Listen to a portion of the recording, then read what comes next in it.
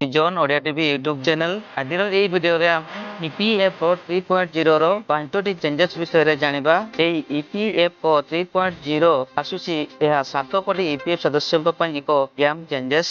ଯଦି ଆପଣ ଇପିଏଫ୍ ସଦସ୍ୟ ହେଲେ 2025 ରେ ଆସୁଥିବା ଇପିଏଫ୍ଓ 3.0 ଆପଣଙ୍କର ରିଟାୟାରମେଣ୍ଟ ସର୍ଭିସକୁ ଏକ ନୂତନ ଦିଶା ଦେବ। ଆସନ୍ତୁ ଜାଣିବା ଏହି 5ଟି ବଡ଼ ଚେଞ୍ଜେସ୍ ବିଷୟରେ। Number 1 EPF ATM card. EPFO 3.0 ର ସଦସ୍ୟମାନେ ଏଟିଏମ୍ କାର୍ଡ ମାଧ୍ୟମରେ ତାଙ୍କ ଇପିଏଫ୍ ଟଙ୍କା ଟାଇମ୍ରେ ଉଠାଇ ପାରିବେ।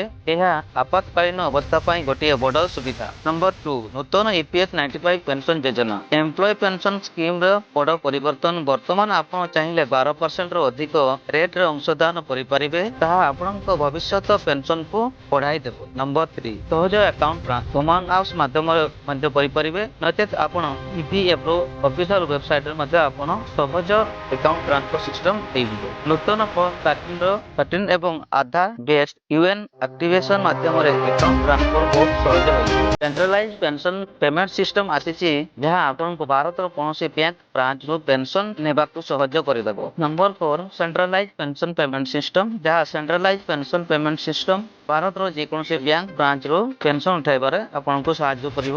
ନମ୍ବର 5 ଡିଜିଟାଲ ସେବା ଉନ୍ନତି। ଇପିଏଫ୍ଓ 3.0 ଆପଣଙ୍କର ମୋବାଇଲ ଆପ୍ ଏବଂ ନୂତନ ୱେବସାଇଟ ମାଧ୍ୟମରେ ବ୍ୟାଙ୍କିଂ ଅନୁଭୂତିର ସହିତ ଆପଣଙ୍କର ଖାତା କ୍ଲେମ୍ ଫାଇଲ କରନ୍ତୁ, ବାଲାନ୍ସ ଚେକ୍ କରିପାରିବେ। ଇପିଏଫ୍ଓ 3.0 ଆପଣଙ୍କର ଭବିଷ୍ୟତ ଅର୍ଥନୈତିକ ସୁରକ୍ଷାକୁ ଅଧିକ ସଶକ୍ତ କରିବ।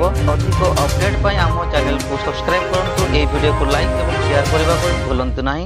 ଇପିଏଫ୍ଓ 3.0 ଆପଣଙ୍କ ଭବିଷ୍ୟତ ପାଇଁ ଏକ ନୂତନ ଅଧ୍ୟାୟ। ଅଧିକ ସୂଚନା ପାଇଁ www.epfindia.gov.in କୁ ଯାଆନ୍ତୁ।